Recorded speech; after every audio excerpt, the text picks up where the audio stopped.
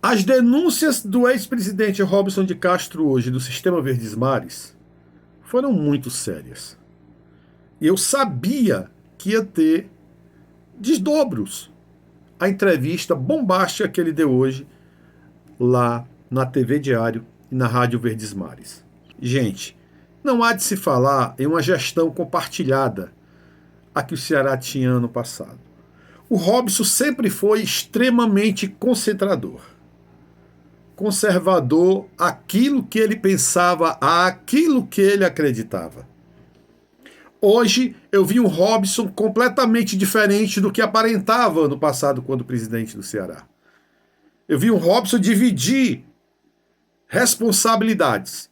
E vi o Robson também questionar que o staff, o seu staff, ele o abandonou. Ele não tinha força de gestão para ajudá-lo na condução do elenco que deixou o Ceará na Série B desse ano.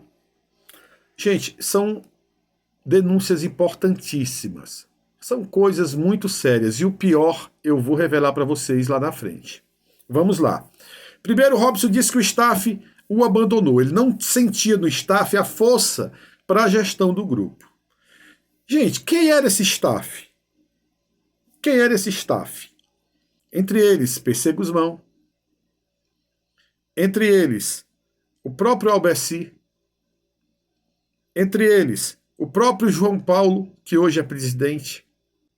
Olha, é um caso muito sério, porque o Robson, ele acusou alguns jogadores de picuinha, de serem maus uns com os outros, de não concordar uns com os outros, de eu não passo a bola para tu, eu não passo a bola de volta, né? Isso dentro de um grupo. O comandante sabendo que existe isso e não jogar esses caras, esses canalhas, porque não são jogadores de futebol, são canalhas. Não jogar para a torcida, eu jogava as piranhas, meu irmão. Eu jogava as piranhas. Esses caras ganhavam muito dinheiro para vestir a camisa do Ceará. E de repente você vê todo o planejamento feito, todo um trabalho de 14 anos, como o Robson disse, ser jogado fora por mau caratismo de meia dúzia, de 10 jogadores, seja lá de quantos jogadores foram. É absurdo, gente. Então, como um time que tem vários funcionários, o time entrava em campo, tinha 50 pessoas lá para dar bola, para o jogador bater, quer dizer, era um staff, era um negócio formidável, aquela coisa grandiosa. Como o presidente se sente sozinho, cercado de tanta gente? Como, Robson? Como você sabia que os caras tinham esses atritos entre eles e você não geriu esse grupo? E me bota a culpa no seu staff. Se o seu staff era incompetente, se o seu staff não atendia a sua necessidade, que você trocasse, Robson. Você era o presidente, meu irmão. Você era o presidente. Eu não quero aqui tirar todos os méritos seus como presidente do Ceará, presidente bicampeão, presidente que organizou a estrutura física do Ceará, presidente inovador da parte estrutural, isso não tenho dúvidas, você foi o maior. Agora, pecar por omissão, Robson, porque foi omissão. Se você sabia de tudo que você disse hoje na entrevista que sabia, e que você tentou de todas as formas conduzir da melhor maneira possível e você via que não tinha como, você deveria ter afastado o diretor, você deveria ter afastado o jogador, você deveria ter buscado o jogador da base até se fosse o caso, você deveria ter escancarado a imprensa, Robson. Você não era para ter ficado calado e perecer calado, Robson. E o pior de tudo que eu acho, é que os efeitos estão sendo causados, estão sendo sentidos agora, e virão outros desdobramentos disso. Porque hoje já saiu Bruno Lazzaroni, auxiliar técnico do Eduardo Barroca. Agora à noite o Paulo César Guzmão foi desligado. Tudo isso vocês podem ter certeza, é reflexo da entrevista do Robson de Castro hoje, na Verdes Mares, do sistema Verdes Mares. Digo mais, escolheu a pior hora, Robson, para falar sobre isso. A pior hora você escolheu. Você teve 5 meses e meio, contando só esse ano. Não estou colocando nenhum mês de dezembro do ano passado. Se colocar, são 6 meses e meio para você falar. E você vem no momento desse falar. E que cara de pau do pessoal da Verdes Mares. Que cara de pau do pessoal da Verdes Mares dizer, estamos aqui com o Robson de Castro para falar da vida dele. Cara, ninguém quer saber da vida do Robson. Robson não é cantor, Robson não é ator. O que o Robson tem para falar e que causa a possibilidade de as pessoas querem ouvir é exatamente o que ele tem para falar do Ceará, do que aconteceu no Ceará, do que houve no Ceará ano passado.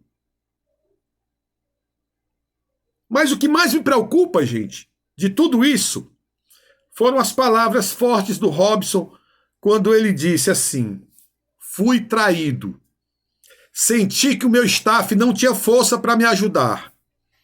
Conversei com alguns jogadores, entre eles o Bruno Pacheco, e ele falou outros jogadores, mas não citou o nome.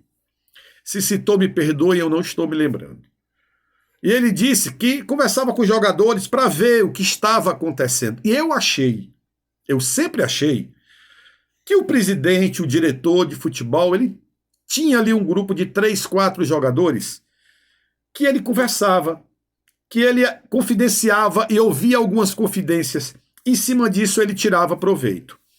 Mas veja bem, o que mais me preocupou foi ele dizer assim: eu fui abandonado pelo meu staff, eu fui traído pelos jogadores.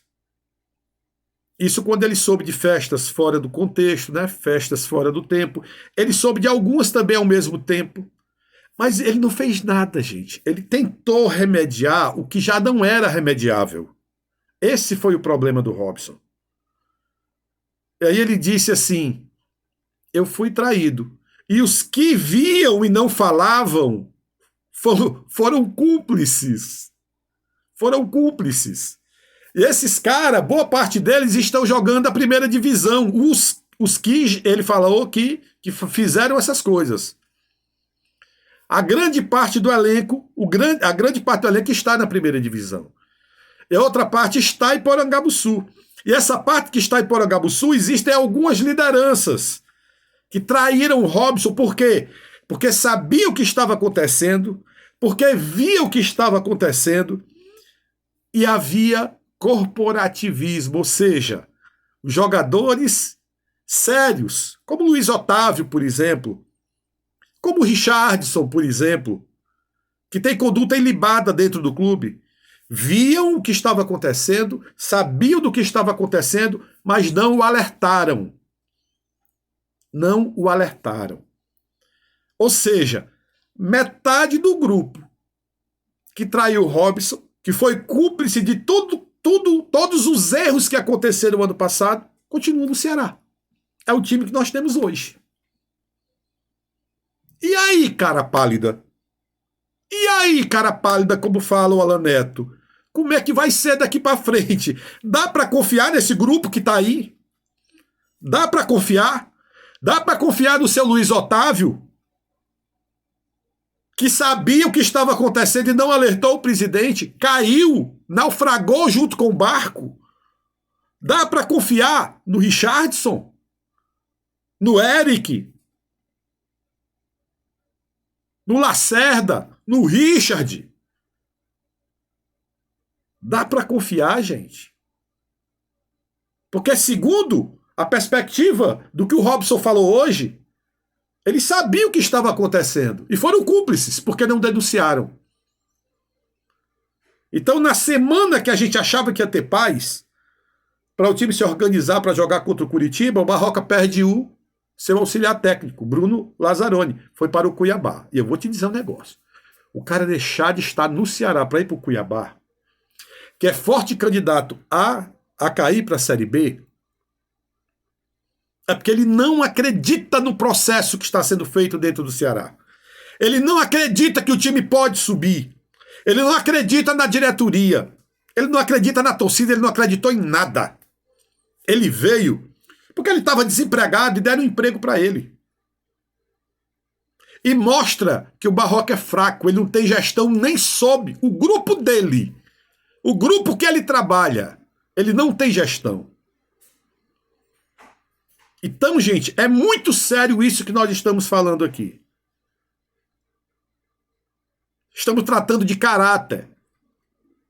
Estamos tratando de erros crassos que nos deixaram um prejuízo de mais de 100 milhões de reais de 2022 para 2023. É muita grana.